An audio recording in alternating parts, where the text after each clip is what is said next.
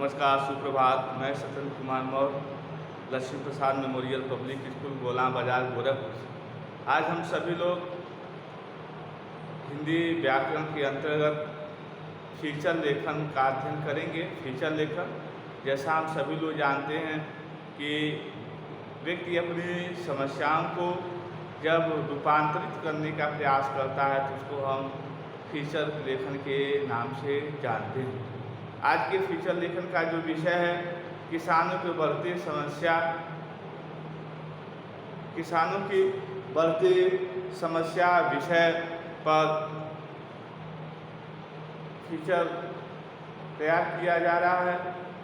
आज हम किसानों की बढ़ती समस्या नामक विषय पर फीचर लिखने का अभ्यास करेंगे। तो आइए देखा जाए।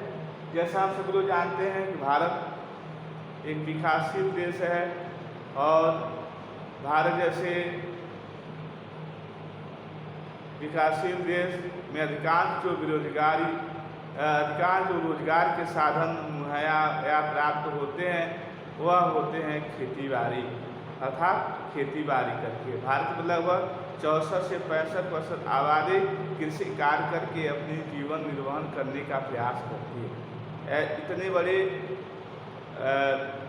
जनसंख्या जो खेती पर निर्भर होती है, तो ऐसे स्थिति में फिर भी आज का किसान, भारतीय जो किसान अन्य देशों की तुलना में किस तरह से बदहाली की स्थिति में जीवन यापन कर रहा है, आज वह हम इस फीचर लेखन के माध्यम से जान पाएंगे कि भारतीय किसान इतना संघर्षमय होते हुए भी, इतना परिश्रमी होते हुए भी अन्य देशों के किसानों से उसकी जो आर्थिक आय है या व्यक्तिगत आय है वह काफ़ी कम है। तो वह क्यों इतना ज़्यादा नीचे या निम्न स्तर का गिरा हुआ भारतीय किसान है, उसके बारे में इस टॉपिक यानी इस विषय के माध्यम से हम जानने का प्रयास करेंगे। आइए देखा जाए। स्वतंत्रता से पहले भी किसान समस्याओं से ग्रस्त रहा। आप देखेंगे जब स्वतंत्रता नहीं मिली थी तो उससे पहले भी किसान समस्याओं से ग्रस्त था। लिखेंगे स्वतंत्रता से पहले भी, स्वतंत्रता से पहले भी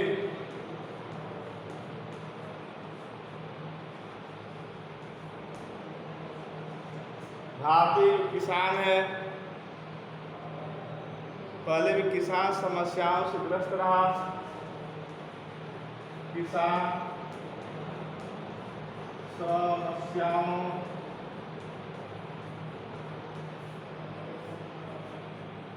समस्याओं से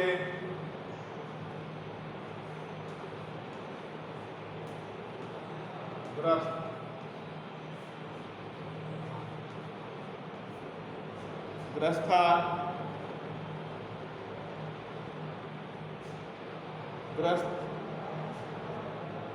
था और स्वतंत्रता के बाद भी, और यहाँ लिख लीजिए, और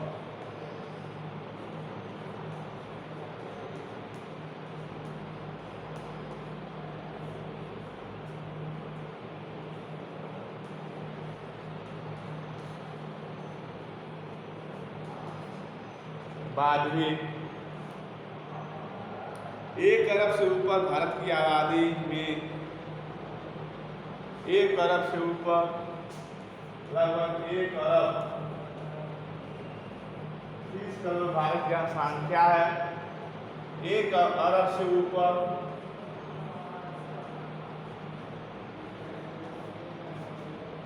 1 अरब से ऊपर भारत की आबादी, 1 अरब से ऊपर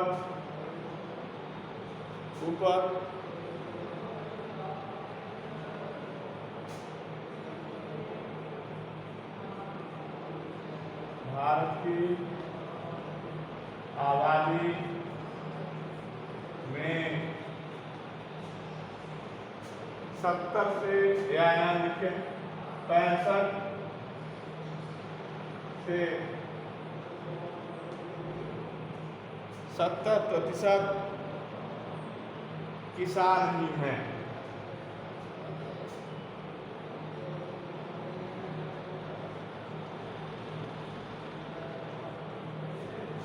किसान ही है। पूरे देश को किसान अन्न देता है और खुद भूखा सोता है। पूरे देश को किसान अन्न देता है और खुद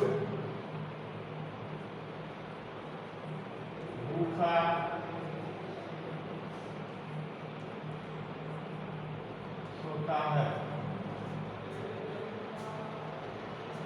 सोता है। सर्दी हो, गर्मी हो, बरसात हो, कैसा भी मौसम क्यों न हो, सर्दी, गर्मी या बरसात, कैसा भी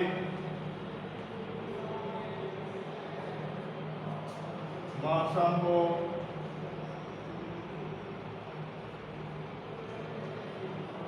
कैसा भी मौसम हो,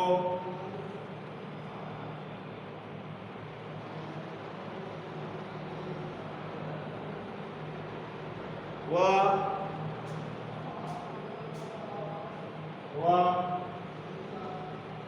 कठिन से कठिन मेहनत या परिश्रम करके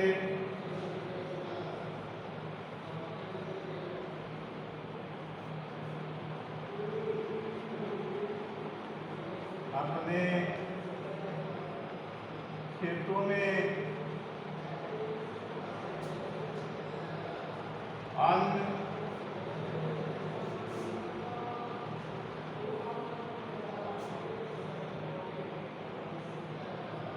या अनाज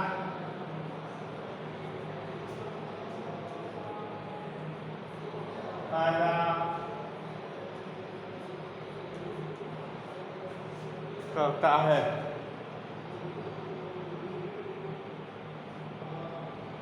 किसान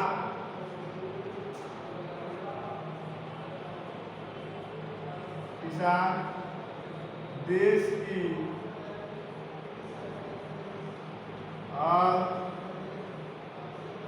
अर्थव्यवस्था का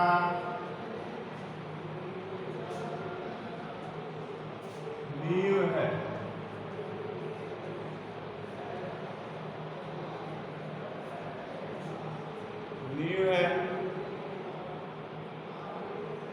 देश की अर्थव्यवस्था का नींव है। फिर भी उसका जीवन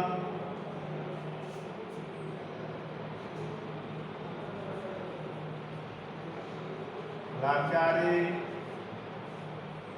एवं बेबसी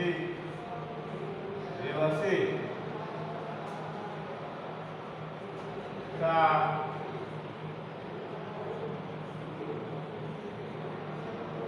शिकार है। इस तरह से हम यह कह सकते हैं कि जो भारतीय किसान है उसका जो जीवन अत्यंत कठिन परिश्रम के आधार पर बना होता है। वह दिन रात अपने खेतों पर काम करके अन्न उत्पादन करता है जिससे देश के सभी लोगों को भोजन प्राप्त हो सके। फिर भी भारतीय किसान अन्य देशों के किसानों की तुलना में काफ़ी लाचारी और बेहोशी भरा जीवन व्यतीत करता है। इसके पीछे कई कारण यह है कि किसान अपने खेतों में अनाज की जितनी मात्रा उत्पन्न करनी चाहिए उतने मात्रा को उत्पन्न नहीं कर पाता है, जिससे उसे कम से कम लाभ होते हैं। अब इसके पीछे कई कारण है कि किसान अपने खेतों में उतने ज़्यादा अनाज को क्यों नहीं पैदा कर पाता है।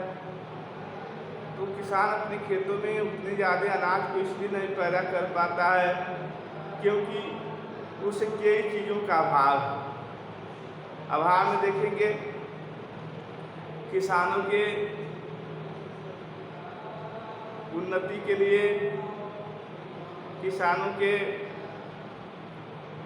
आर्थिक सहायता के लिए सरकार के द्वारा अनेक योजनाएं चलाई जाती हैं, लेकिन किसान उसके सही ढंग से लाभ नहीं ले पाता है। क्योंकि उसमें पेपर वर्क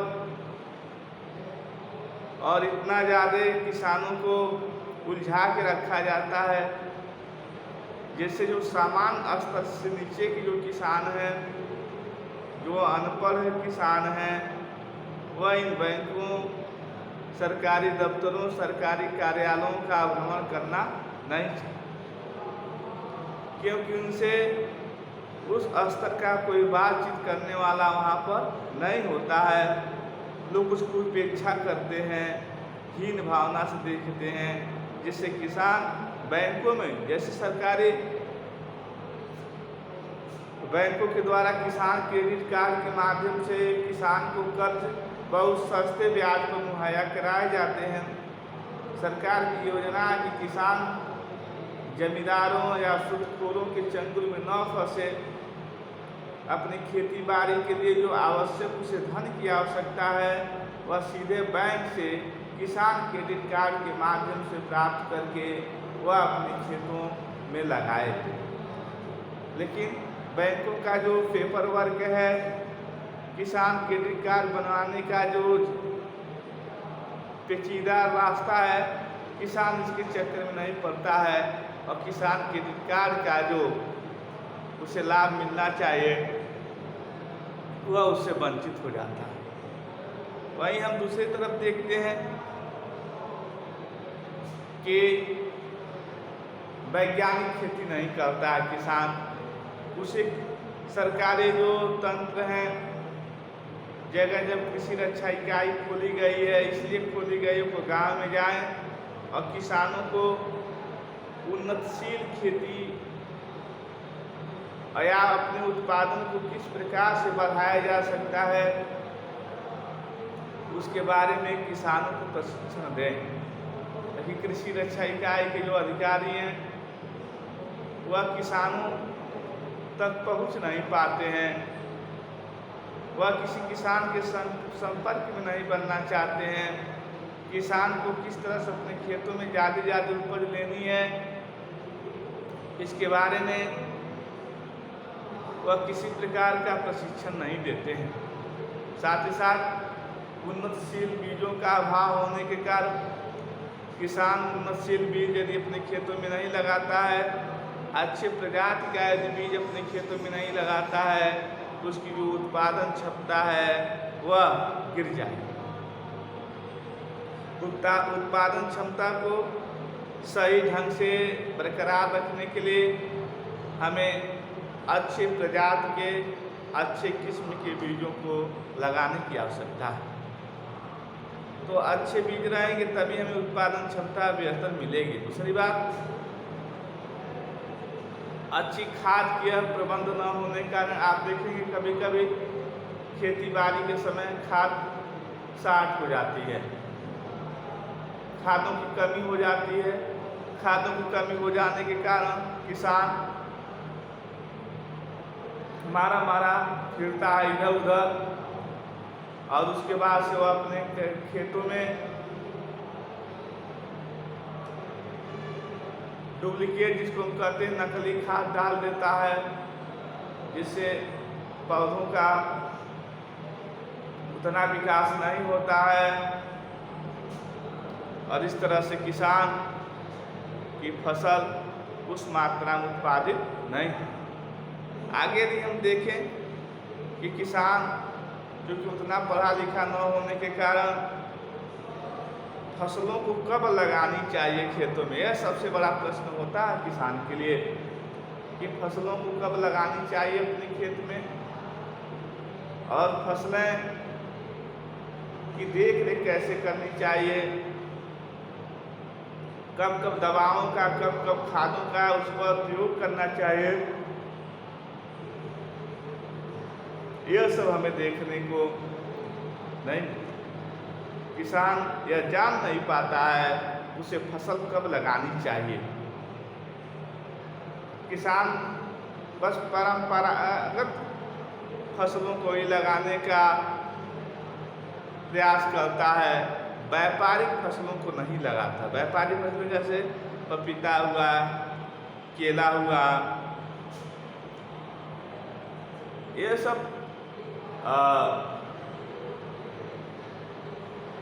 करेला हुआ, ये सब जो व्यापारिक फसलें होती हैं, उड़द हुआ, मूंग हुआ, चना हुआ, मटर हुआ, तो इन सब फसलों को, व्यापारिक फसलों को जब नहीं लगाता है तो ऐसे स्थिति में उसकी जो आय होती है वह दिन पर दिन वह गिरती चली जाती है। दूसरी बात, किसान अपने खेतों में यूरिया खादों का इस तरह से ज़्यादा प्रयोग करता है जिससे खेत की जो उर्वरा शक्ति है वह दिन पर दिन कम होती चली जाती है, और किसान ये समझ नहीं पाता कि आखिर हमारे खेत की कमजोरी क्या है।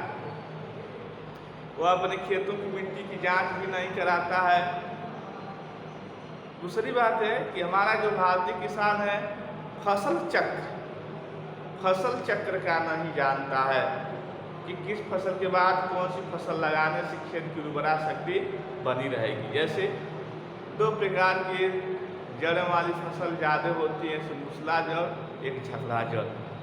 तो इस तरह से फसल चक्र होना चाहिए। हमेशा धान गेहूँ की फसल न लगाएं, बीच में चना का भी, अरहर का, मटर का, इस तरह से फसलों में परिवर्तन लाएं जिससे फसल चक्र के माध्यम से खेत की जो उर्वरा शक्ति है वह व्यापक स्तर पर बनी रहे। और हरी खेती भी करना चाहिए। जैसे आप देखेंगे भैंसा या सनई की लोग बुआई करने के बाद जब बड़ा हो जाता है तो उसमें जुताई करवा देते हैं, जिससे उसकी टहनियाँ, उसकी पत्तियाँ, यानी उसकी सभी वनस्पतियाँ उसमें सड़कर एक जैविक खाद का प्रयोग काम करती हैं और अगले बुआई में फसल काफ़ी अच्छी होती है। दूसरी चीज़ें हम देख सकते हैं कि जैविक खादों का किसान को ज़्यादा प्रयोग करना चाहिए। जैविक खाद या कंपोस्ट खाद किस तरह से बनाई जाती है उसका भी सरकार के द्वारा किसानों को प्रशिक्षण देना चाहिए कि आप जैविक खाद किस तरह से बनाएंगे, किस तरह से आप कंपोस्ट खाद का यह करेंगे, गोबर की खाद को कैसे हम इस्तेमाल करें कि फसलें कभी बेहतर हो। कभी देखते हैं गोबर अत्यधिक हम खेत में डाल देते हैं तो जो वर्तमान फसलें होती हैं उसमें उकठा नामक रोग पकड़ लेता है, फसलें पीली होने लगती हैं, कटने लगती हैं। सबसे महत्वपूर्ण जो बात है कि मंडी का अभाव, नजदीक में मंडी नहीं है, समर्थन मूल्य सरकार के द्वारा निश्चित की जाती है और सोसाइटी या समिति पर किसानों के फसल की खरीदारी तो होती है, लेकिन किसान सरकारी समिति पर का विश्वास नहीं करता है, वहाँ पर वो अपने फसलों को बेचना नहीं चाहते। अब एक प्रश्न ये उठता है कि किसान अपनी फसलों को सरकारी समिति पर क्यों नहीं बेचना चाहता है? क्योंकि सरकारी समिति पर के जो काम काज हैं दिल लतीफ़ी हैं और इस तरह से गैर जिम्मेदाराना है, गैर जिम्मेदारियों के साथ लोग काम करते हैं, जिससे किसान के जो पैसे होते हैं, जो खून पसीने के जो पैसे होते हैं वह रुक जाते हैं, फंस जाते हैं, जिससे किसान काफ़ी बार अपने पैसों को प्राप्त करने के लिए सरकारी दफ्तरों का चक्कर लगाता है, जिससे किसान अप्रसन्न होकर सरकार कितने भी समर्थन मूल्य पर घोषणा करते हो कि इस बार सोसाइटी पर यह भाव दिया जाएगा, लेकिन किसान वहाँ पर देना नहीं चाहता है। तो मंडियों का प्रभाव भी किसान के जो आर्थिक जीवन है उस पर बहुत गहरा पड़ता है। किस प्रकार से किसान की समस्या है, समझ गए सभी लोग? धन्यवाद।